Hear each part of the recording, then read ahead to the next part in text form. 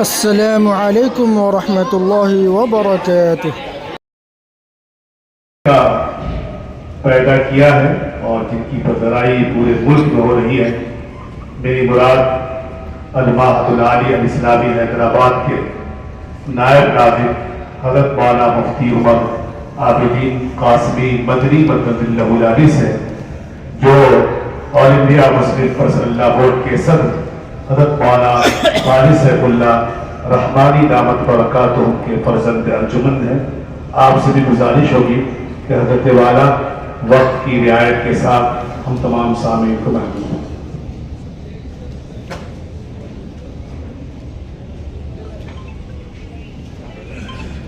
الحمدللہ والصلاة والسلام على رسول اللہ صلی اللہ علیہ وسلم. اما بعد فاعوذ باللہ من الشیطان الرجیم. بسم اللہ الرحمن الرحیم. ولا تطع الكافرین وجاہدهم به جہادا کبیرا. صدق اللہ العظیم. آج کی اس باوقار مجلس کے صدر ذی قدر علامہ ابوظفر حسان ازہری صاحب، ملک کے ممتاز عالم دین اور مصنف حضرت مولانا انیس الرحمان قاسمی صاحب، مرہٹوارہ کے سر سید ثانی محترم جناب ڈاکٹر ظہیر قاضی صاحب، محترم جناب مشتاق انتولے صاحب، جناب ڈاکٹر عبدالرؤوف سماج صاحب، اور اس پوری محفل کے روح رواں اور میر کارواں ہم میں محترم حضرت مولانا شاہد ناصری صاحب، شاہنشین پر تشریف فرما حضرت مولانا مفتی سعید الرحمن قاسمی، اور میرے دو عزیز دوست مولانا مفتی اشفاق قاضی اور مولانا مفتی نافع عارفی صاحب. آج کی یہ بزم حقیقت میں ایک قرآنی اور ربانی اور نبوی بزم ہے، جہاں پچھلے 2 روز سے زمزمہ قرآن سنایا جا رہا تھا. اللہ کے کلام کو نغمے کی شکل میں دلوں میں پہنچانے کی کوشش کی جا رہی تھی. میں بغیر کسی مبالغے اور تکلف اور تصنع کے یہ بات کہنا چاہتا ہوں کہ پورے ملک میں اور ملک کے باہر ہمیں سینکڑوں مجلسوں میں، سیمیناروں میں شرکت کا موقع ملتا ہے. اس سے بہترین تجربہ ہمیں زندگی میں کبھی نہیں ہوا. میرے بزرگوں، یہ نونہال بچے 7 سال 8 سال 9 سال کے، انہوں نے جس خوبصورتی کے ساتھ اللہ کے کلام کو ادا کیا، ایسا لگتا تھا کہ جبرائیل بھی آپ کی مجلس میں بیٹھ کر ششدر ہوں اور اسے سن رہے ہیں. محترم حضرات، اقبال نے بڑی خوب بات کہی تھی کہ کبھی اے حقیقت منتظر نظرا لباس مجاز میں، کبھی اے حقیقت منتظر نظرا لباس مجاز میں، کہ ہزاروں سجدے تڑپ رہے ہیں میری جبین نیاز میں. وہ حقیقت منتظر اگر اس کی جلوہ گری دیکھنی ہو تو آئیے قرآن مجید میں دیکھیں، اس کے الفاظ کی ادائیگی میں دیکھیں، اس کے انداز بیان اس کے انداز بیان میں دیکھیں. اللہ نے وہ طاقت و توانائی رکھی ہے اس کتاب میں کہ آج دنیا کی کوئی طاقت، کوئی نظریہ، دنیا کی کوئی توانائی اس کا مقابلہ نہیں کر سکتی. مجھے کہنے دیجئے، اقبال کے اسی شعر، دوسرے شعر کو میں دہرانا چاہتا ہوں. اقبال نے ارمغان حجاز میں یہ شعر لکھا تھا کہ تو نمی دانی کہ سوز قرآن تو نمی دانی کہ سوز قرآن تو دیگر کو کر تقدیر عمر را. حضرت فاطمہ بنت خطاب کو مخاطب کر کے اقبال نے کہا تھا کہ اے بنت اسلام، تمہیں اندازہ نہیں ہے کہ تمہاری تلاوت کے سوز و ساز نے عمر کی تقدیر بدل کر رکھ دی. یقین جانیے، جس خوبصورتی کے ساتھ یہ آیتیں پڑھی گئی، آج کے فرعون کو اس مجلس میں لا کر بٹھا دیجئے، آج کے ابو جہل کو بٹھا دیجئے، اس کا دل موم ہوگا اور وہ قرآن کی تاثیر سے متاثر ہوگا. محترم حضرات، یہاں بہت سے اہل علم، انٹلیکچوئلز اور دانشور موجود ہیں. میں ان حضرات سے دستبستہ 2-3 باتیں کہنا چاہتا ہوں. ہم نے یہ سمجھا ہے کہ قرآن کوئی مولویوں کی کتاب ہے، مدرسے کی چٹائی اور چہار دیواری میں پڑھائی جانے والی کتاب ہے. قرآن ایک ایسی کتاب ہے جسے مسجد کے ممبر و محراب تک صرف سنایا دیا جائے، یاد رکھیے گا کہ یہ قرآن مجید کے ساتھ شرک ہے، قرآن کا انکار ہے، قرآن کے مقام سے اس کی بہترانی کرنا ہے۔ اس لیے کہ اللہ نے اس کتاب کو ہدی للعالمین بنا کر بھیجا، اور اس کتاب میں پوری انسانی تاریخ اور ہیومن سویلائزیشن کا رخ موڑ کر رکھ دیا۔ بڑے افسوس کی بات ہے کہ ہمارے مسلمان بھی اس حقیقت سے واقف نہیں ہیں۔ میں قرآن کے انقلابات اور قرآن کے ریولیوشن کی چند جھلکیاں آپ کو دکھا کر چلوں۔ قرآن نے سب سے پہلی بار پوری دنیا کے ایک نظریے کو بدل دیا۔ دنیا میں چاہے ہندوازم ہو یا دوسرے مذاہب اور ازم ہو، ان سب کا یہ ماننا تھا کہ جو چیز ہمیں نفع پہنچاتی ہے یا نقصان پہنچاتی ہے وہ ہمارے لیے بھگوان ہے۔ آج اس ملک میں جو کئی سو کروڑ خدا ہیں وہ اسی فلسفے اور نظریے کی بنیاد پر بنائے گئے ہیں، لیکن قرآن نے صاف کہا کہ وَسَخَّرَ لَكُم مَّا فِي الْأَرْضِ جَمِيعًا، اس زمین میں جو کچھ ہے، جو فزیکل یونیورس ہے، جو نیچرل ایگزسٹنس ہے، ان سب کو اللہ نے تمہاری خدمت کے لیے بنایا۔ یہ آسمان خدا نہیں ہو سکتا، یہ آفتاب و مہتاب تمہارے پوجنیے نہیں ہو سکتے، یہ درخت اور جانور اور پودے تمہارے معبود نہیں ہو سکتے۔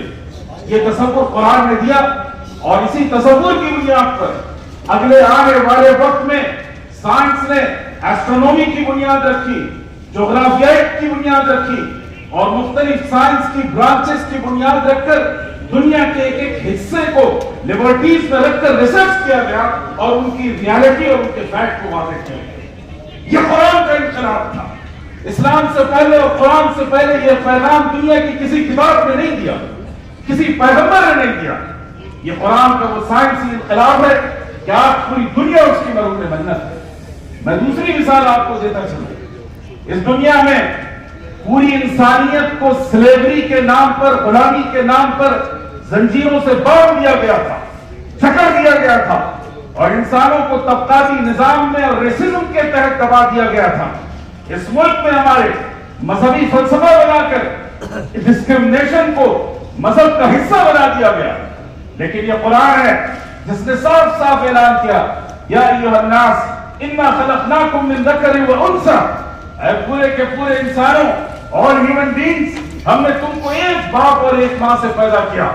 جب تم ایک خاندان سے ہو، ایک ماں باپ کی سنتان ہو، تو تمہارے درمیان ڈسکرمنیشن نہیں کیا جا سکتا، جاتی واد کا تصور نہیں بنایا جا سکتا، تمہیں ذات کے نام پر اونچ نیچ کا شکار نہیں کیا جا سکتا۔ ہر طرح کی سلیوری کی زنجیریں توڑ دی گئی، اور 1500 سال پہلے اس وقت قرآن نے یہ زنجیریں توڑی جب پورا انسانی سماج غلامی اور ذات پات کی زنجیروں سے بندھا ہوا تھا اور جکڑا ہوا تھا۔ یہ ہے قرآن کا انقلاب۔ میں آپ کو کتنی مثالیں دوں۔ قرآن مجید نے تیسری طرف ڈاکٹر ظہیر قاضی اور انٹلیکچوئلز یہاں موجود ہیں، میں آپ کو ایک بہت خوبصورت بات بتانا چاہتا ہوں۔ آج ہم سائنس کی بات کرتے ہیں، سائنٹیفک جمپر کی بات کی جاتی ہے۔ کبھی آپ نے سوچا کہ قرآن مجید کا کیا کردار ہے اس حوالے سے؟ آپ کو حیرت ہوگی، مفتی سعید الرحمان یہاں موجود ہیں، قرآن میں تمام تر وہ آیتیں جو ہمارے ریلیجیس اوبلیگیشن سے متعلق ہیں، جن کو ہم آیات احکام کہتے ہیں، میکسیمم ان کی تعداد 500 ہے۔ 250 سے لے کے 500 تک علماء نے الگ الگ فیگرز بیان کیے ہیں۔ ایک طرف یہ، اور دوسری طرف دیکھیے کہ قرآن مجید کی وہ آیتیں جو انسان کو thinking, observation, critical thinking, scientific thinking کی دعوت دیتی ہے، ان آیتوں کی تعداد 650 سے زیادہ ہے۔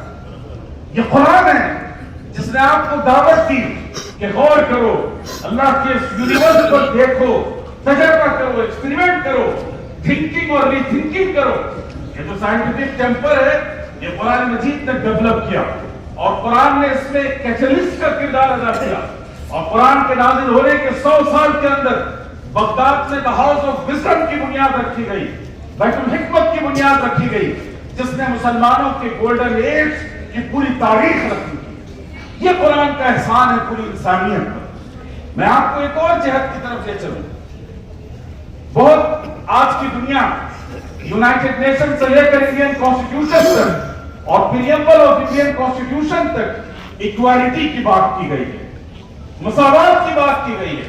لیکن آج 21ویں صدی میں صورتحال یہ ہے کہ بھارت جیسے عظیم جمہوری ملک میں ملک کے راشٹرپتی کو مندر سے واپس کر دیا جاتا ہے کہ تم نچلی ذات کے اندر داخل نہیں ہو سکتے.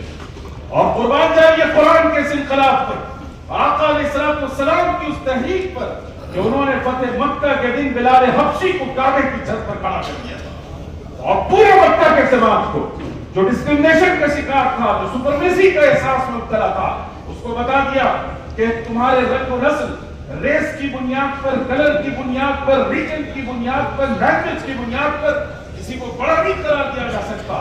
ان اکرمکم عند اللہ اتقاکم، جو اللہ سے زیادہ خوف رکھے گا، جو اللہ کے حکم کی پابندی کرے گا، وہ زیادہ قابل احترام.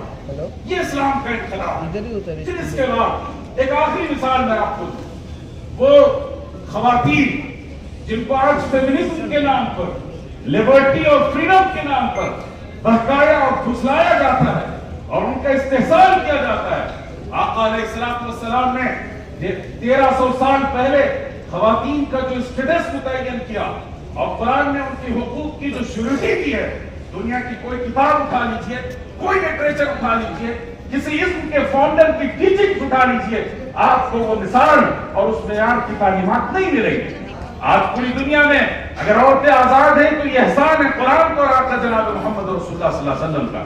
میرے بزرگوں، میں یہ باتیں صرف اس لیے رکھنا چاہتا ہوں کہ اسے مولویوں کی کتاب نہ سمجھی جائے، اسے مدرسے کی کتاب اور سلیبس کا حصہ نہ سمجھا جائے. یہ پوری انسانیت کے لیے دستور حیات ہے. علماء نے فقہی مسائل میں اجتہاد کر کے قرآن کے ایک حصے کو حل کیا. اب ذمہ داری آپ کے سر ہے. آپ کھڑے ہوں، قرآن کے سائنٹیفک اپروچ کے بارے میں بات کیجئے، قرآن کے ایجوکیشنل سسٹم کے بارے میں بات کیجئے، قرآن کے سوشل جسٹس کی بات کیجئے، لا اور جوڈیشری کے حوالے سے قرآن نظریے کی بات کیجئے. یہ قرض اور فرض ہے پوری امت پر اور مسلمانوں پر انٹلیکچوئل. اب اس کے بعد اخیر میں دو گزارشات کر کے میں اپنی بات ختم کرتا ہوں. سب سے پہلی بات یہ ہے کہ ڈاکٹر ظہیر قاضی صاحب اور یہ تمام لوگ اس پورے علاقے کے محسن ہیں اور کرم فرما ہیں. انہوں نے نسلوں کو تعلیم سے آراستہ کیا. لیکن میں آپ سے گزارش کروں گا کہ اگلا جب مسابقۃ القرآن ہو وہ ایک چھوٹے سے ہال میں نہیں ہونا چاہیے، پورا ممبئی اسے سیلیبریٹ کرے. آپ دیکھتے ہیں ٹرکی میں جب لڑکیاں اور لڑکے حافظ ہوتے ہیں تو کس طریقے سے پورا ملک ان کے سامنے بچھا ہوا ہوتا ہے. اور آپ کے لیے بائیں ہاتھ کا کھیل اگر آپ چاہتے ہیں، میں پورے اس ہاؤس کے سامنے آپ سے گزارش کروں گا کہ اگلا جو مسابقۃ القرآن ہو اسے پورا ممبئی سیلیبریٹ کرے. یہ اس 1/4 ہال کے اندر منعقد نہیں ہونا چاہیے. ایک اور بات مفتی شاہد صاحب ناصری صاحب سے کہوں گا کہ دیکھیے قرآن پر سب سے پہلے ایمان لانے والا فرد وہ خدیجۃ الکبریٰ ہے. قرآن کے ذریعے سے مکہ میں جو انقلاب آیا وہ عمر ابن خطاب کے ذریعے آیا، اور عمر ابن خطاب کے ایمان کا سبب بنی ہے فاطمہ بنت خطاب. اس مسابقے میں آپ لڑکوں کے لیے رکھیے، لیکن لڑکیوں کے لیے بھی مسابقۃ القرآن کو اس سطح کا ہونا چاہیے. اس کے لیے جو شرعی ضابطے اور طریقے اس کا لحاظ رکھ کر کیا جائے، لیکن ان کو محروم نہ رکھا جائے. قرآن پر ان کا بھی برابر حق ہے اور ہمارا بھی برابر حق ہے. ھذا صلی اللہ علیہ سیدنا محمد و بارک. ماشاء اللہ.